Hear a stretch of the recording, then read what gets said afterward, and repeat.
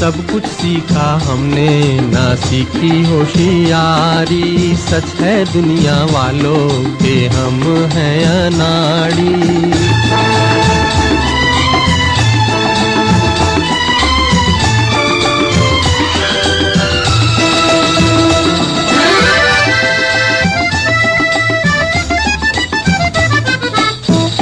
दुनिया ने कितना सम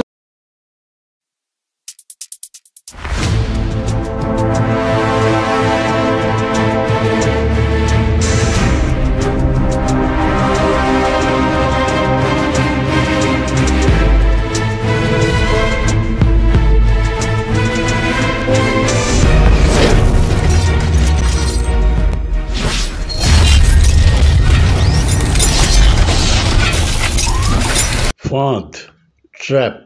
সারদা বিদ্যাপীঠের প্রধান শিক্ষক ছিলেন জীবন দাস মুখোপাধ্যায়। তার একমাত্র ছেলে শঙ্কর ওই স্কুলেরই ছাত্র ছিল। শঙ্কর পড়াশুনোয় খুব মেধাবী এবং ক্লাসের ফার্স্ট বয় ছিল। মাস্টারমশাই অবসর সময় প্রাইভেট টিউশনি করতেন। সেই সূত্রে ওনার পাশের বাড়ি সমর নন্দী বলে এক ভদ্রলোক থাকতেন। তার মেয়ে রূপা ওনার কাছে পড়তে আসতেন। সমরবাবু অতি সাধারণ কেরানির চাকরি করতেন, তাই সবসময় মাস্টারমশাইয়ের মাইনেটাও দিয়ে উঠতে পারতেন না। দেখতে দেখতে মাধ্যমিক, উচ্চ মাধ্যমিক পাশ করে শঙ্কর অনেকটা অবসর জীবন যাপন করছে, যদিও সে অবসর সময় বেশিরভাগটা সামনের ওই বড় বস্তির ছেলে মেয়েদের শিক্ষা দিয়ে থাকে। সেই সূত্রে ক্রমে ক্রমে বস্তির একজন হয়ে উঠেছে শঙ্কর। তাদের বিপদে আপদে, তাদের নিজেদের ঝগড়া মেটানোর কাজে শঙ্কর এখন সব সময় ব্যস্ত। তাই শঙ্কর তাদের অভিভাবক এখন। এমন সময় একদিন শঙ্কর ফিরছে বাড়িতে, দূর থেকে লক্ষ্য করল যে বাড়ির সামনে একটা জটলা আর একটা পুলিশের গাড়ি দাঁড়িয়ে আছে। শঙ্কর কাছে যেতে দেখল যে লোকাল থানার ওসি অখিল নিয়োগী ঘরের ভেতর দাঁড়িয়ে আছে, আর দুটো সিপাহী ওদের ঘরের সব মালপত্র ছুঁড়ে ছুঁড়ে ফেলে দিচ্ছে, আর ওর মা বাবাকে অখিল নিয়োগী গালমন্দ করছে। শঙ্কর ঘরের ভেতরে ঢুকে ওকে জিজ্ঞেস করল যে আপনি তো আমাকে ধরতে এসছেন, তা আমার বৃদ্ধ মা বাবাকে কেন আপনি এইভাবে অপমান করছেন, আর বিনা কারণে কেন জিনিসপত্র আসবাবপত্র সবগুলো ভাঙচুর করছেন? কথাটা শুনেই অখিল নিয়োগী উত্তেজিত হয়ে শঙ্করের কলারটা ধরে টানতে টানতে জিপের দিকে নিয়ে যেতে লাগলো। এমন সময় শঙ্কর গাড়িতে ওঠার আগেই একটা গাড়ি এসে আওয়াজ করে ব্রেক কষে দাঁড়িয়ে পড়ল। গাড়ি থেকে নামল প্রশান্ত নন্দ, ওই এরিয়ার এমএলএ এবং রুলিং পার্টির এক মন্ত্রী। প্রশান্তবাবু নেমেই অখিলবাবুকে বলল, কি ব্যাপার মশাই, এই সকালবেলা আপনি শঙ্করের মতন একটা ভালো ছেলেকে ধরে টানাটানি করছেন? উত্তরে অখিলবাবু বললেন, না স্যার, শঙ্করের কমপ্লেনে এত ব্যতিব্যস্ত হয়ে গেছি যে ওর বিরুদ্ধে রোজ নিত্য নানা রকম কমপ্লেন শুনতে বাধ্য হয়ে আজকে ওকে অ্যারেস্ট করতে এসেছি। প্রশান্তবাবু বললেন যে আপনারা তো আসল কালপিটকে ধরতে কখনো পারেন না, আর উদরপিণ্ডি বুদোর ঘাড়ে দিয়ে একটা নিরপরাধ ছেলেকে নিয়ে যাচ্ছেন। যান মশাই, কাজে যান। অগত্যা অখিল নিয়োগী শঙ্করের কলারটা ছেড়ে দিয়ে জিপ নিয়ে চলে গেল। শঙ্কর বেশ ভালোভাবে বুঝতে পারল যে তাকে ধরতে আসার কারণটা।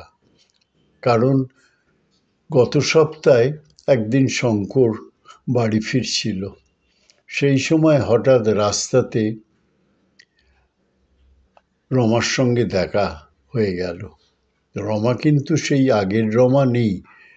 কোন মন্ত্র বলে সমরবাবু এখন মস্ত ধনী লোক। সকলে বলে উনি নাকি লটারি পেয়েছেন।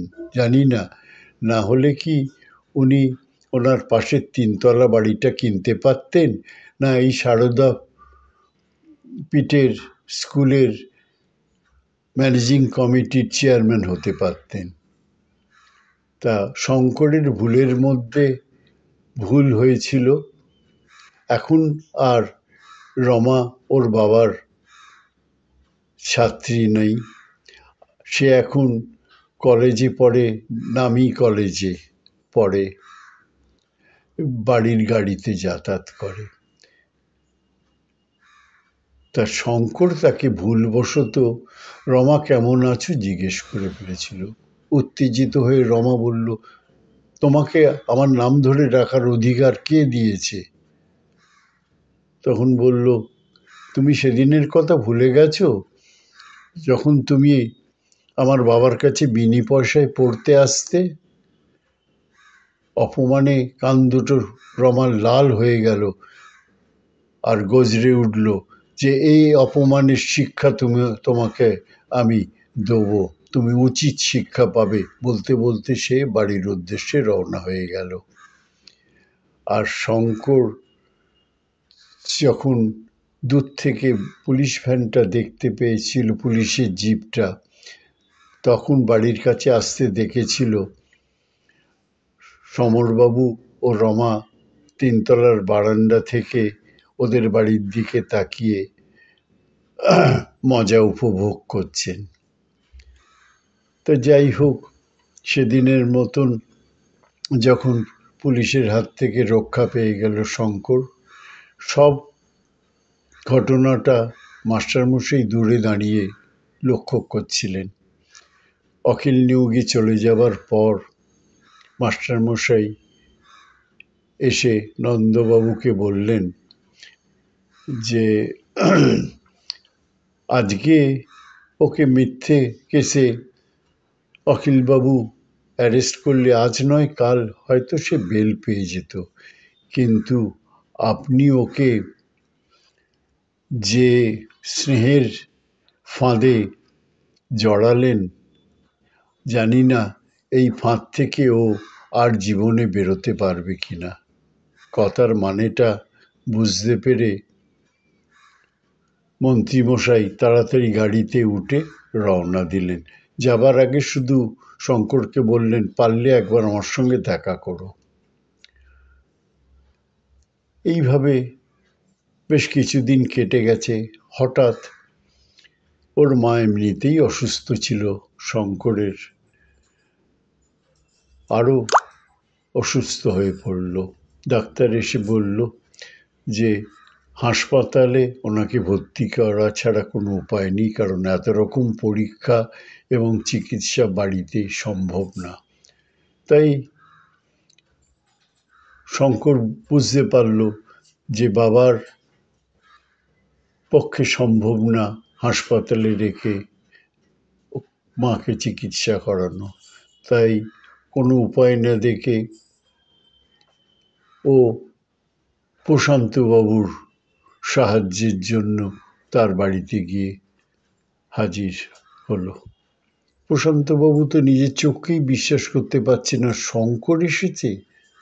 তারপরে বলল, এসো এসো শঙ্কর, বলো কি ব্যাপার?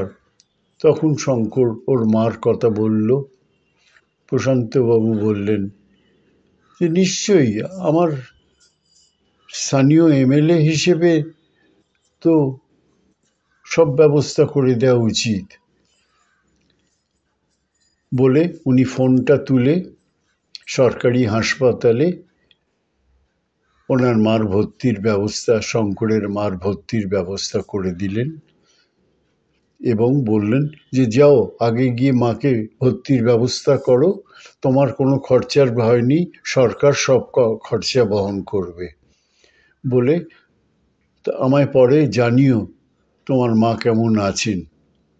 শঙ্কর হনন করে বেরিয়ে গেল এবং বাড়িতে গিয়ে বাবাকে সব বলে মাকে হাসপাতালে ভর্তি করলো। কিছুদিনের মধ্যেই মা সুস্থ হয়ে বাড়িতে ফিরে এলেন। এইভাবে এখন শঙ্করদের একটাই কাজ, যে করে হোক একটা চাকরি জোগাড় করা। কারণ সেদিন প্রশান্তবাবুর কাছে শুনে এসছিলেন যে মাস্টারমশাই তো আর কদিনের ভেতরেই রিটায়ার করবেন। স্কুল কমিটি ঠিক করেছিল মাস্টারমশাইকে 2 বছর এক্সটেনশন দেবেন, কিন্তু সমরবাবুর বাঁধাতে সেটা সম্ভব হচ্ছে না। তাই তুমি উপযুক্ত ছেলে, তোমার এখন তো বৃদ্ধ বাবার পাশে দাঁড়ানো উচিত। দেখি আমি কি করতে পারি, তুমি আমার সঙ্গে যোগাযোগ রেখো। তাই শঙ্করের আর কোনো উপায় নেই।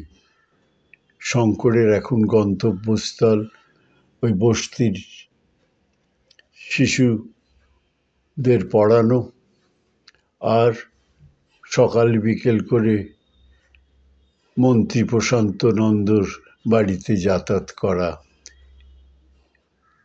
সেদিনের মাস্টারমশাইয়ের সেই কথাটা যে কতটা সত্য, মিথ্যে কেসে আজ যদি শঙ্কর অ্যারেস্টও হতো, আজ নয় কাল সে বেল পেয়ে যেত। কিন্তু রাজনীতির এই স্নেহের ফাঁদে শঙ্কর যদি ধরা দেয়, তাহলে সে আর জীবনে সেখান থেকে বেরোতে পারবে কিনা জানি না। আসলে প্রশান্তবাবুর শঙ্করকে এত দরকার এই কারণে, প্রশান্তবাবু জানেন যে ওই বড় বস্তিটায় প্রচুর বিরোধী ভোট আছে।